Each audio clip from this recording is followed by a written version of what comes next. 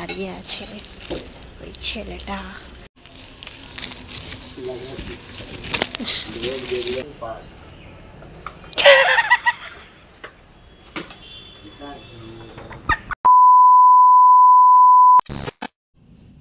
Hi guys, তোমাদের সবাইকে জ্যোতি ব্লগসে স্বাগত জানাই। তোমরা সবাই কেমন আছো? আশা করছি ভালো আছো, আর আমিও কিন্তু ভালো আছি। তোমাদের কাছে আজকে আমি নিউ একটা ধামাকাদার ব্লগ নয়, আজকে তোমাদের কাছে নিউ একটা ধামাকাদার প্র্যাঙ্ক ভিডিও নিয়ে চলে এলাম। প্র্যাঙ্কটা হচ্ছে কার ওপর জানতে চাও? তো বলেই দিই তোমাদেরকে, বাবাইয়ের ওপর আমি একটা প্র্যাঙ্ক করেছি। এর আগে একটা প্র্যাঙ্ক করেছিলাম, সেটা হচ্ছে নিউ ফোনের। সো তোমরা হয়তো ব্লগটা দেখে নিয়েছো প্র্যাঙ্কের। আর যারা যারা এখন দেখো ঝটপট কি প্র্যাঙ্ক ভিডিওটা দেখে আসো, আশা করি তোমাদের ভালো লাগবে। নিউ ফোনে প্র্যাঙ্ক করেছিলাম ওর সাথে। তারপরে আমাদের যেদিনকে অ্যানিভার্সারি ছিল সেদিনকারও ওর সাথে একটা প্র্যাঙ্ক করেছিলাম ছোট্ট করে, যে কেকের ভিতরে মানে কেকের যে বড় প্লাস্টিকটা থাকে ওই প্লাস্টিকের ভিতরে আমি ইট ঢুকিয়ে দিয়েছিলাম, সেটা তোমার প্র্যাঙ্কটা দেখে নিয়েছো। আর যারা এখন দেখো তারা ঝটপট কি প্র্যাঙ্কটা দেখে আসো। আর তো আমি ভাবলাম এটা নিয়ে ওর সাথে 3 নম্বর প্র্যাঙ্ক হবে।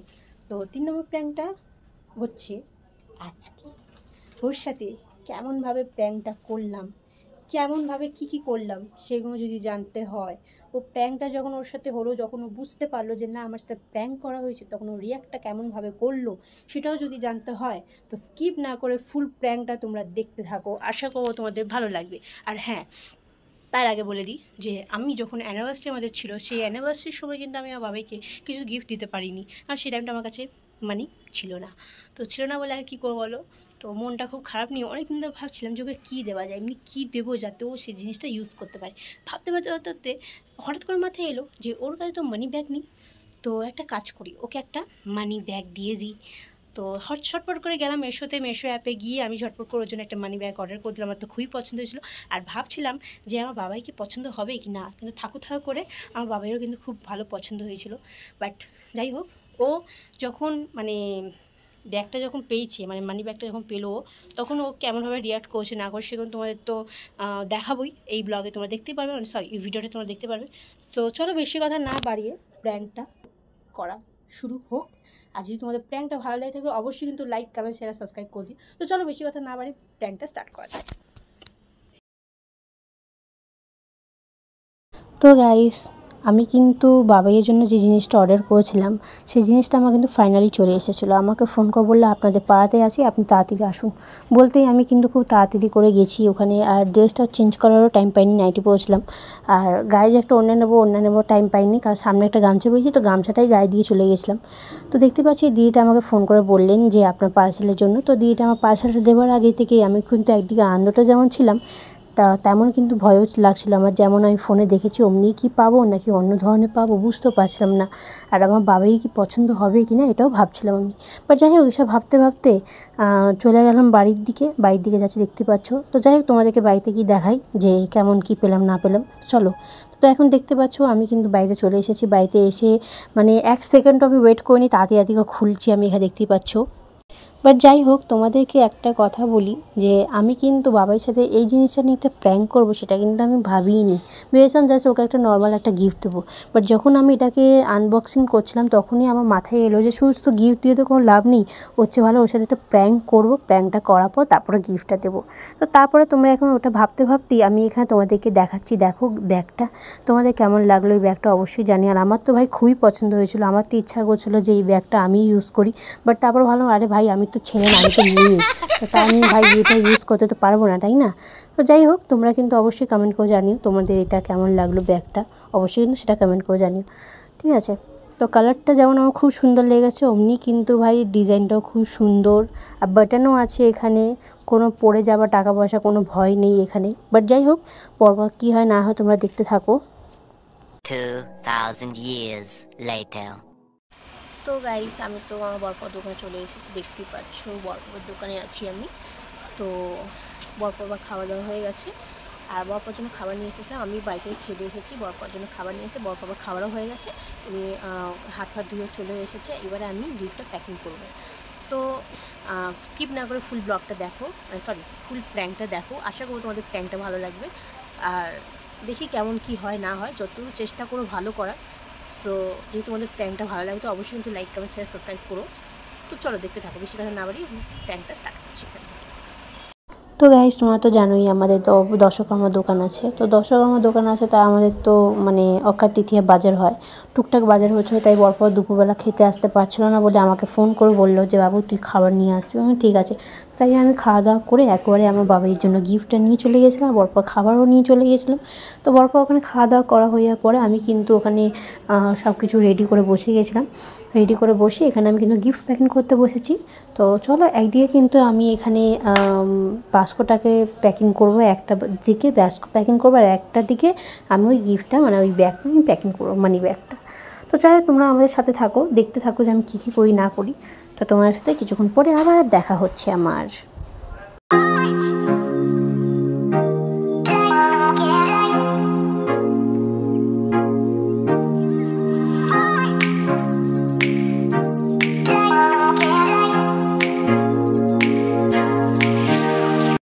তো গাইস এটা আমার প্যাকিং করা হয়ে গেছে, তো তোমরা দেখতেই পাচ্ছ প্যাকিং করা হয়ে গেছে। এবারে এই যে আসল গিফটটা, তো ওটা তো আমি বক্সে রাখিনি, এটা আমি এমনি রেখেছি। আর এটা হচ্ছে আমি এমনি তো কোনো প্যাকিং করে, যাই হোক প্যাকিং করেই দিই, কেন প্যাকিং করে দিলে একটু বেটার মনে হয়। তো চলো প্যাকিংটা করি।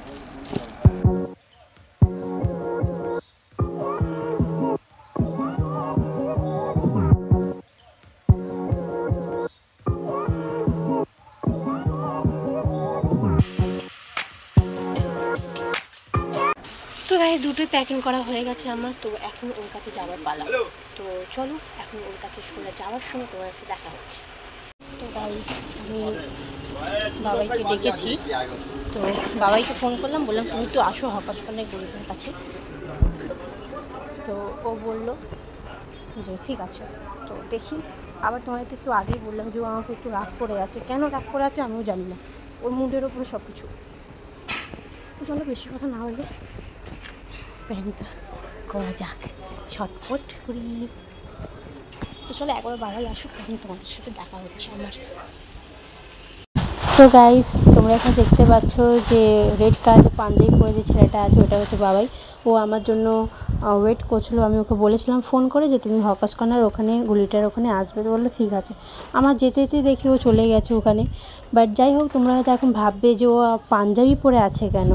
আরে কী বলতো অক্ষয় তৃতীয়া ছিল, তো ওদের দোকানে তো অক্ষয় তৃতীয়া পালন করা হয়, তো সেদিনকার পুজো দিতে গেছিলো, তো ভাবলো সেদিনকার আমি তো পাঞ্জাবি পরবে, তো তাই জন্য ও পাঞ্জাবি পরেছিল। নাহলে এমনি সময় ও একটা টি শার্ট নাহলে শার্ট এইসবই পরেও জাস্ট, তোমরা তো দেখিয়েছো ওকে।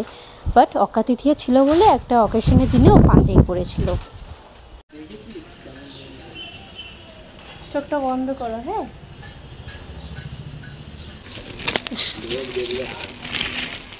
এই চোখটা বন্ধ করো না, ওইদিকে যেমন মুখটা ঘুরছো মুখটা ঘুরিয়ে রাখো, হাতটা পাতো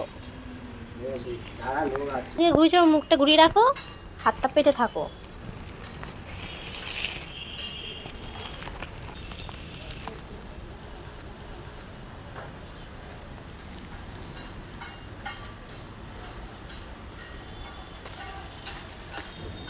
খুলো, হ্যাঁ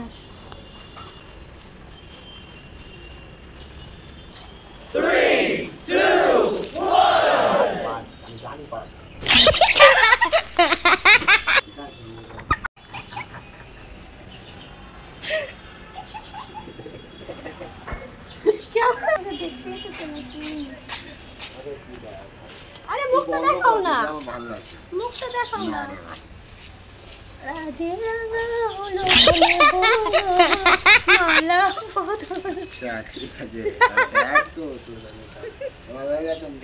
না না আরে ভাগিয়ে দে। তো গাইস এবারে ওকে দিয়ে দেওয়াটাই পালা।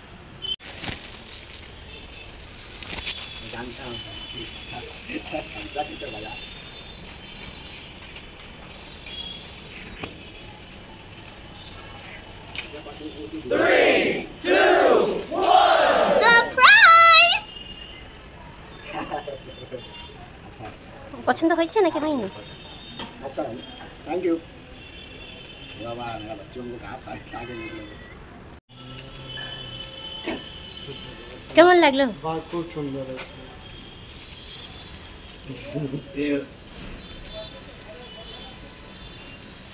QR ओपन कर अब हम उससे फोन उधर চল